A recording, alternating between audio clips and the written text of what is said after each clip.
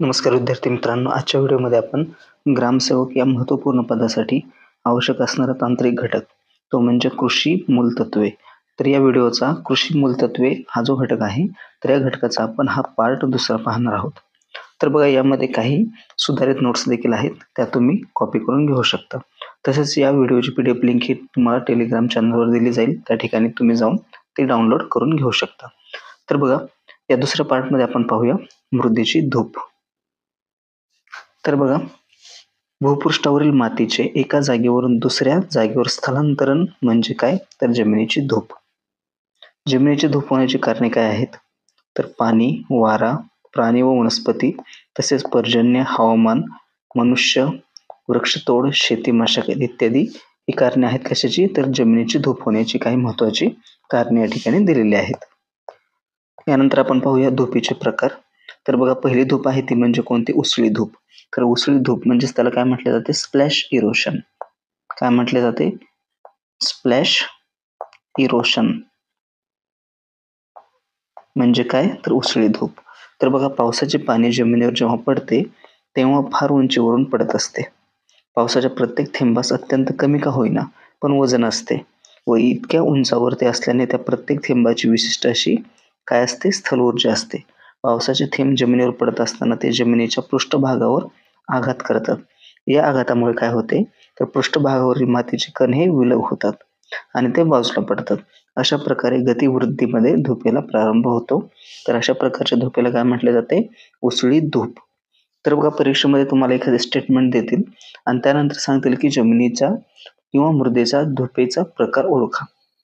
तर म्हणून या ठिकाणी हे धुपीचे प्रकार महत्त्वाचे आहेत. यानंतरची पुढची धूप पाहूया.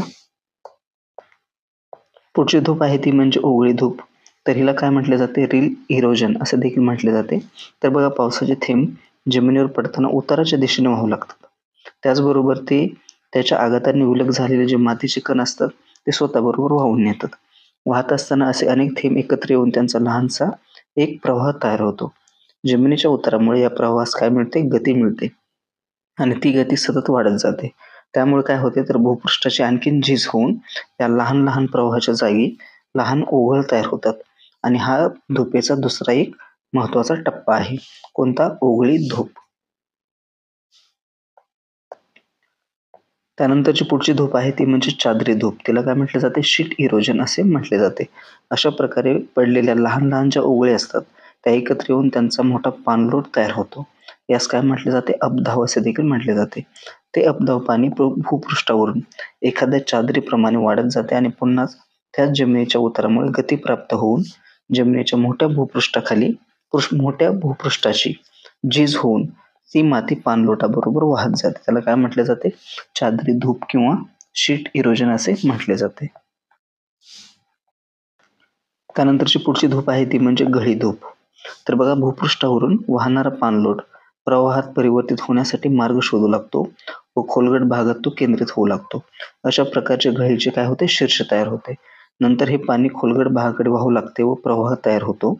त्यास आजूबाजूच्या अन्य उंच भागावरील पाणलोट एकत्र येऊन मिळत असतात आणि प्रवाह त्या ठिकाणी विस्तारत जातो. वाढत्या पाणलोटामुळे व जमिनीच्या उतारामुळे या प्रवाहाची गती वाढून प्रवाहाच्या तळाची आणखी धूप होत जाते. तळाची आणखी धूप होत जाते व त्या ठिकाणी काय तयार होते? घळ तयार होतात. तर ही अशा प्रकारच्या धुपेला काय म्हटले जाते? तर गळी धूप असे म्हटले जाते. यानंतरची पुढची धूप आहे ती म्हणजे प्रवाहातील धूप. तर या धुपेला काय म्हटले जाते? Stream back erosion. तर बघा, पाण्याचा प्रवाह वाहत असताना त्यात पाणलोट क्षेत्राबरोबर सतत वाढ होत जाते व त्याच्या तळाच्या उतारामुळे त्याची गती देखील या ठिकाणी वाढते. या वाढत्या गतीमुळे प्रवाहाच्या तळाची तसेच त्याच्या दोन्ही काठाची आणखी झीज होत जाते व प्रवाहाची खोली व विस्तार दोन्ही ठिकाणी वाढत जातात. यालाच म्हटले जाते प्रवाहातील धूप म्हणजेच स्ट्रीम बॅक इरोजन. त्यानंतर पाहूया धुपेचे परिणाम. तर बघा, धुपेचे काय परिणाम होतात? तर मातीचा नाश होतो. रेती, दगड, गोटे इत्यादींचा एखाद्या ठिकाणी साठा तयार होतो. पाण्याची टंचाई उद्भवते. याचबरोबर पुराच्या समस्या, जमिनीचे विभाजन देखील धुपेमुळे होतात. तर हे या ठिकाणी धुपेचे परिणाम घडून येतात. तर धुपेवर नियंत्रण करण्यासाठी काय उपाय? तर बघा, धूप प्रतिबंधक कृषी मशागत पद्धत, मृदा संधारणाचे यांत्रिक उपाय, जैविक उपाययोजना. तर हे तिन्ही प्रकार या ठिकाणी आपण धुपेच्या नियंत्रणावर करण्यात येणारे उपाय या ठिकाणी आपण पाहणार आहोत. तर बघा, पहिला आहे धूप प्रतिबंधक कृषी मशागत पद्धत. तर बघा, सगळ्यात अगोदर पिकांची फेरपालट, वेगवेगळ्या प्रकारची पिके आलटून पालटून घेणे. त्यानंतर आहे पट्टा पेर पद्धत, सर्वत्र सलग एकच पीक न घेता वेगवेगळ्या प्रकारची पिके वेगवेगळ्या पट्ट्यामधून घेणे. यानंतर आहे समतल मशागत पद्धत, शेतीसाठी करायच्या संपूर्ण मशागती जसे नांगरणी, कुळवणी, पेरणी, कुळपणी इत्यादी उताराला समांतर दिशेत न करता उताराच्या आडव्या व समपातळी रेषेस समांतर करणे. यानंतर बघा, मृदा संधारणाचे यांत्रिकी उपाय. उताराच्या जमिनीवर ज्या जमिनीत धुपेची तीव्रता अधिक असते अशा जमिनीवर कायमस्वरूपी किंवा दीर्घ अशा प्रकारच्या उपाययोजना धूप थांबविण्याकरता कराव्या लागतात. सर्वसाधारणपणे खालीलप्रमाणे उपाययोजना केल्या जातात. 1. समपातळी बांध बंदिस्ती. उतारामुळे ज्या ठिकाणी अपदाव धूपकारी गती मिळण्याची शक्यता असते अशा ठिकाणी उतारावर आडवे व समपातळीत मातीचे बांध घालून अपदाव पाणी जमिनीत जिरवले जाते. यानंतर पुढे पायऱ्यांची मजगी. ज्या जमिनीचा उतार जास्त असतो व समपातळी बांध घालणे शक्य नसते अशा जमिनीवर टप्प्याटप्प्याने व अरुंद पट्ट्यात जमीन सपाट केली जाते. त्यामुळे उतारावर पायऱ्याप्रमाणे टप्पे तयार होतात. त्यानंतर तिसरा उपाय आहे, कोणता उपाय आहे तिसरा? स्थरीकृत बांध बंदिस्ती. ज्या जमिनीची जलधारण शक्ती जास्त असते व पाणी जिरवण्याची जमिनीस अपाय होण्याची शक्यता असते अशा जमिनीत एकदम समपातळीत बांध न घालता त्यास थोडा ढाळ देऊन बांध घातला जातो व बांधाजवळ साठणारे पाणी संथ गतीने व व्यवस्थितपणे बाहेर काढून दिले जाते. इत्यादी माहिती तुम्ही लक्षात ठेवू शकता. त्यानंतरची तिसरी उपाययोजना आहे ती म्हणजे जैविक उपाययोजना. जमिनीमध्ये ज्यावेळेस पिके नसतात तेव्हा त्या जमिनीत वनस्पती आच्छादन करून किंवा वनस्पतीच्या सहाय्याने धुपेचे नियंत्रण करतात. त्यासाठी पुढील उपाययोजना: कुरणांचा विकास व गवताची लागवड करणे, वृक्ष लागवड व वनशेती वनीकरण करणे, धूप नियंत्रणासाठी सक्षम पिके उदाहरणार्थ भुईमूग, मटकी, कुळीथ ही पिके घेणे, समपातळीवर बांधावर गवत किंवा घाईपात लावणे इत्यादी या ठिकाणी उपाय केले जाऊ शकतात. याचबरोबर धूप नियंत्रण करण्यासाठी ज्या जमिनीची धूप अधिक होते अशा जमिनीवर बियाणे पेरताना बियाण्याचे प्रमाण नेहमीच्या प्रमाणापेक्षा तिप्पट ठेवावे. यात अपवाद काय आहे? भुईमूग. याची लागवड नेहमीच्या प्रमाणात करावी लागते. समपातळी पट्टापेर पद्धतीमध्ये तृणधान्य व कडधान्य यांचे ठराविक अंतराने पट्टे करावेत. उदाहरणार्थ ज्वारी किंवा बाजरीच्या पिकाचा पट्टा जर 72 इंचाचा रुंदीचा असल्यास तुरीचा 24 इंच रुंदीचा करावा. यानंतर बघा, जमिनीच्या उतारानुसार धूप प्रतिबंधक पट्ट्यांचे गुणोत्तर. तर जमिनीचा उतार 1 ते 3% असल्यास धूप प्रतिबंधक व धूपकरी पिकांच्या पट्ट्यांच्या रुंदीचे प्रमाण किती असावे लागते? 1:5. कडधान्य पिकाच्या पट्ट्याची रुंदी किती असावी लागते? 0.60 मीटर.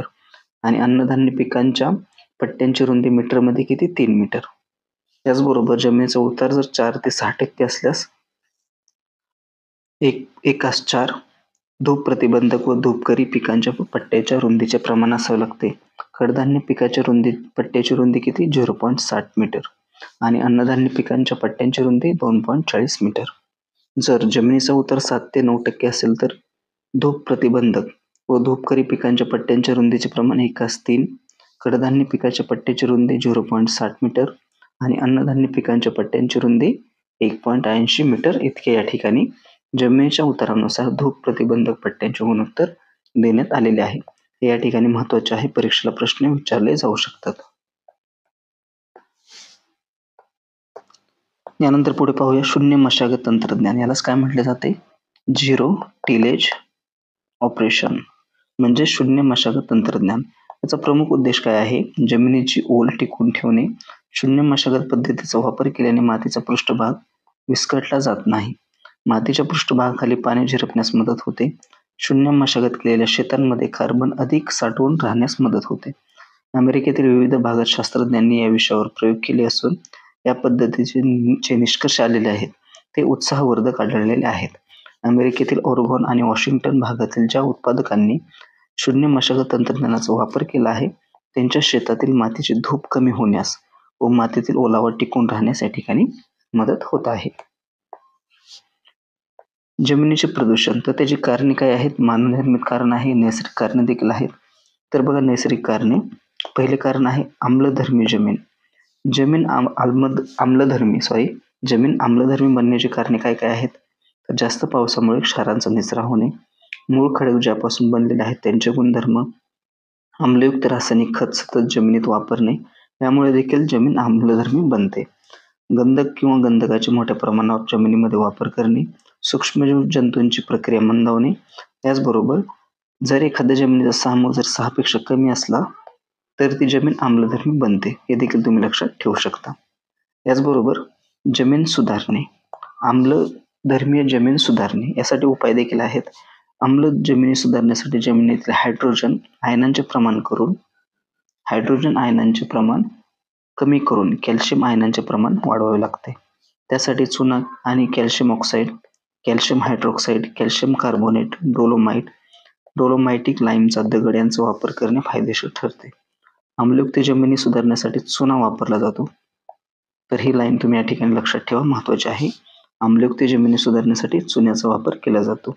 तर बघा 1 हेक्टर जमिनीचा सामू 1 अंशाने वाढवायचा असेल तर 1500 किलोग्रॅम कॅल्शियम कार्बोनेट जमिनीत मिसळावा लागेल.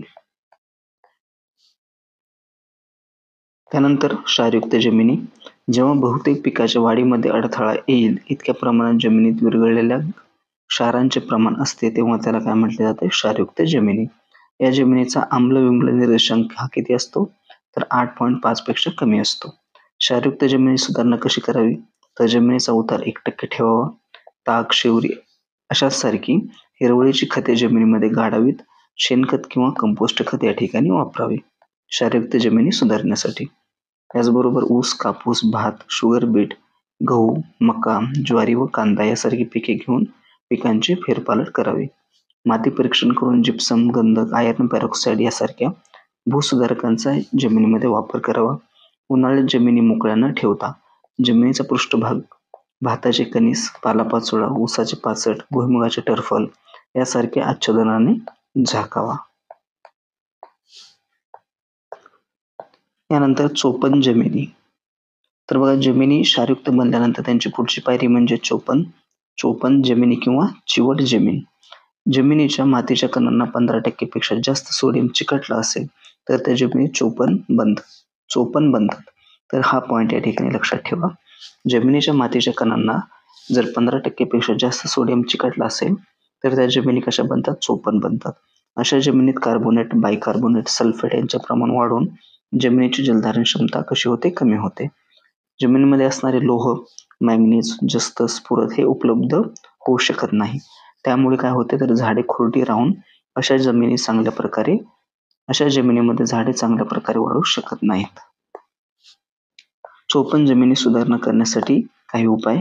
जमिनीमध्ये निचऱ्याची व्यवस्था करणे, जमिनीत मुक्त सोडियमचे प्रमाण कमी करणे, अमोनियम स्फटिक किंवा अमोनियम सल्फेट नायट्रेट यासारखी आम्लयुक्त खते जमिनीत टाकावीत आणि त्यांची मात्रा 25% वाढवावी.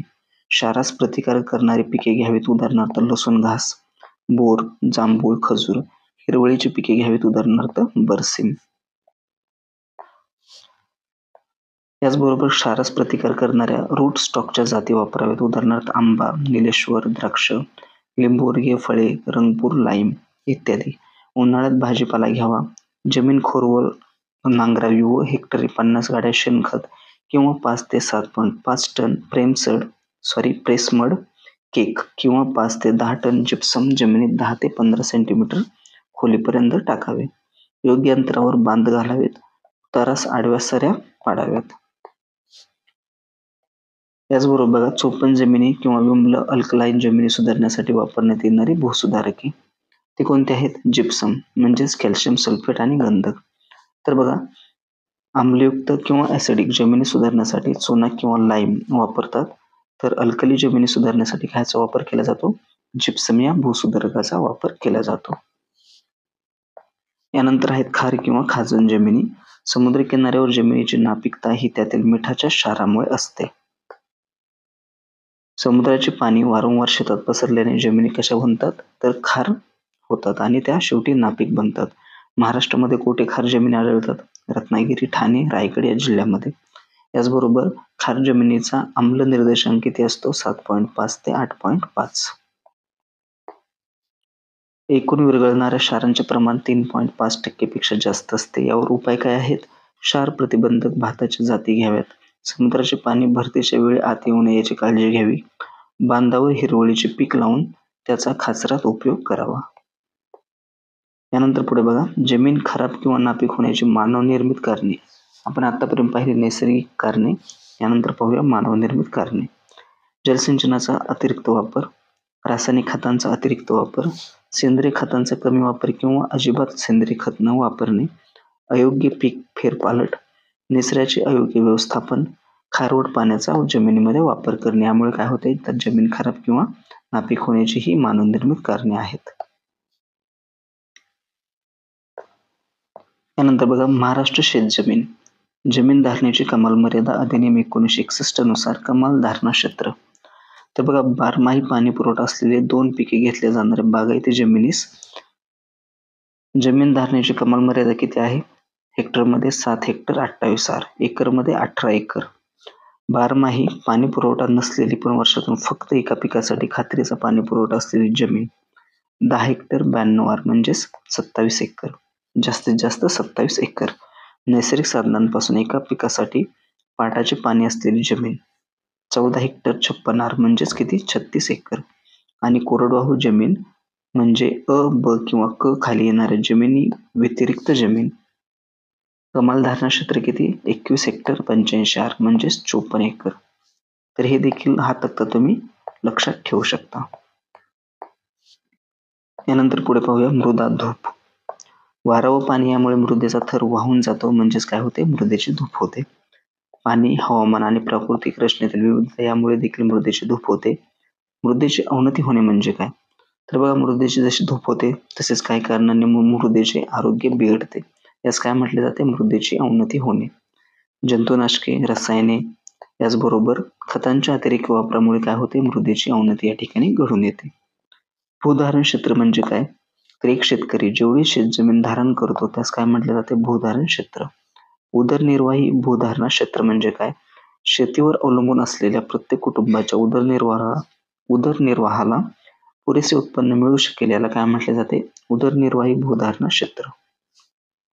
भारतीय राष्ट्रीय काँग्रेसने 1951 मध्ये जे.सी. कुमारप्पा यांच्या अध्यक्षतेखाली शेती सुधारणा समिती नेमली होती. कोणती? शेती सुधारणा समिती. त्यानंतर बघा, अल्पभूधारक शेतकरी, सीमांत शेतकरी म्हणजे काय? 1 हेक्टरपेक्षा कमी जमीन असलेला शेतकरी म्हणजे अल्पभूधारक शेतकरी. तर शेतकरी प्रकार आणि धारणा क्षेत्र पाहूया. सीमांत शेतकरी किंवा अल्पभूधारक शेतकरी म्हणजे काय? ज्याच्याकडे 1 हेक्टरपेक्षा कमी क्षेत्र आहे त्याला काय म्हटले जाते? सीमांत शेतकरी किंवा अल्पभूधारक शेतकरी. लघु शेतकरी 1 ते 2 हेक्टर क्षेत्र असणारा शेतकरी. मध्यम लघु शेतकरी की ज्या शेतकऱ्याकडे 2 ते 4 हेक्टर शेतजमीन आहे त्याला काय म्हटले जाते? मध्यम लघु शेतकरी. मध्यम शेतकरी ज्या शेतकऱ्यांकडे 4 ते 10 हेक्टर पर्यंत जमीन आहे, शेतजमीन आहे, त्यांना म्हटले जाते मध्यम शेतकरी. आणि मोठे शेतकरी की ज्या शेतकऱ्यांकडे 10 हेक्टरपेक्षा जास्त जमीन आहे, जास्त शेतजमिनीचे क्षेत्र आहे, त्यांना म्हटले जाते मोठे शेतकरी. याचबरोबर कृषी गणना दर किती वर्षांनी होते? तर दर 5 वर्षांनी कृषी जनगणना केली जाते.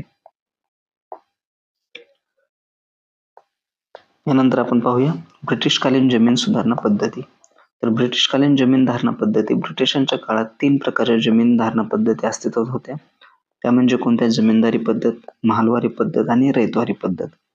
तर बघा, आर.सी. मुजुमदार या आर्थिक इतिहास तज्ञाने लॉर्ड कर्झनला अनावृत्त पत्रे लिहून दुष्काळ व भारतातील जमीनधारा पद्धतीविषयी आपले विचार या ठिकाणी मांडले होते.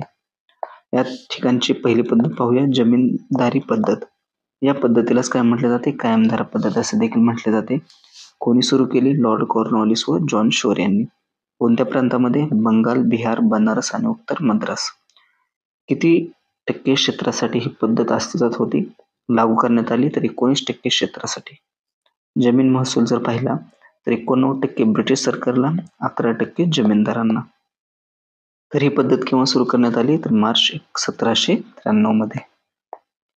तर ही जी जमीनदारी पद्धत होती तर या पद्धतीची वैशिष्ट्ये जर पाहिली तर सर्व जमीनदार व वसुली अधिकाऱ्यांचे जमीनदारांमध्ये रूपांतरण करणे, जमिनीवरचे पूर्वापार चालत आलेले जे हक्क आहेत ते हिरावून घेणे, शेतीचे मालक आता शेतकरी नसून कोण बनले होते? जमीनदार.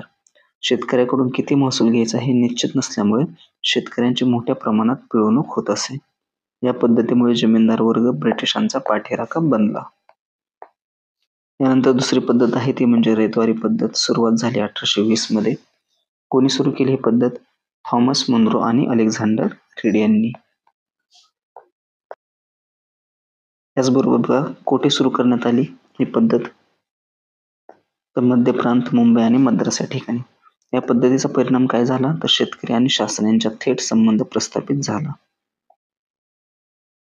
क्षेत्र किती टक्के क्षेत्रावर ही पद्धत वापरण्यात आली? तर 51% क्षेत्रावर. मध्यस्थी. रयतवारी पद्धतीमध्ये कोणीही मध्यस्थी नव्हता. मालकी हक्क कोणाकडे होते? रयतवारी महसूल पद्धतीत शेतकरी जमिनीचे मालक बनले. ब्रिटिशांनी ही रयतवारी पद्धत का लागू केली? तर जमिनीला आळा घालण्यासाठी, कायमधार पद्धतीमधील दोष दूर करण्यासाठी रयतवारी पद्धत त्यांनी सुरू केली होती. यानंतरची तिसरी पद्धत आहे ती म्हणजे महालवारी पद्धत. सुरुवात केली 1822 मध्ये. कोणी? ओल्ट मॅकेन्झी यांनी या पद्धतीची म्हणजेच महालवारी पद्धतीची सुरुवात केली. कोणत्या प्रांतामध्ये? पंजाब, आग्रा, अवध आणि संयुक्त प्रांतामध्ये. किती टक्के क्षेत्रावर? तर 30% क्षेत्रावर ही पद्धत वापरण्यात आली होती. लॉर्ड विल्यम बेंटिकने शेत जमिनीची उत्पादन क्षमता लक्षात घेऊन शेतसारा करण्यात यावा हा नियम केला होता. मार्टिन बर्ड यांच्या देखरेखीखाली प्रत्येक खेड्यातील उपजाऊ व पडीक जमिनीचे नकाशे देखील तयार करण्यात आले. तर ही लाईन तुम्ही लक्षात ठेवा, परीक्षेमध्ये विचारली जाऊ शकते. लंबरदार व त्या खेड्यांचा सरपंच यांना या ठिकाणी ब्रिटिशांनी काही सवलती देखील दिल्या होत्या. याचे स्वरूप काय होते? तर महाल म्हणजे गाव. या पद्धतीमध्ये गावाला एकक मानून गावाकडून महसूल गोळा करण्यात येत होता. या गावाचा प्रमुख शेतकऱ्यांकडून महसूल जमा करून ब्रिटिश शासनाला जमा करत असे.